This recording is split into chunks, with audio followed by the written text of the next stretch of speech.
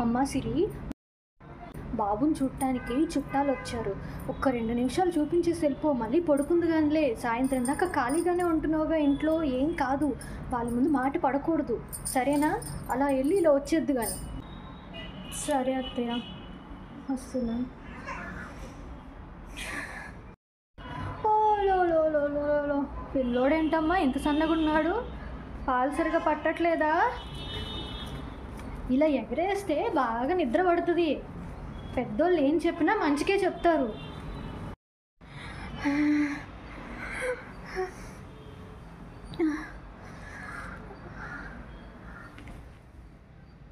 అంతా బాగానే ఉందా డాక్టర్ గారు? ఏం లేదమ్మా, తనకి రెస్ట్ కావాలి. అది సరిగ్గా లేకే ఇలా అయిపోతుంది. అంటే బాలింత కదా, చూడటానికి చాలామంది వస్తారు, రావద్దని చెప్పలేం కదా. చుట్టాల కన్నా మీ బిడ్డ ముఖ్యం కదా.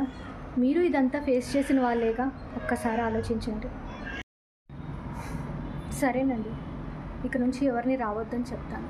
తన ఆరోగ్యమే మాకు చాలా ముఖ్యం.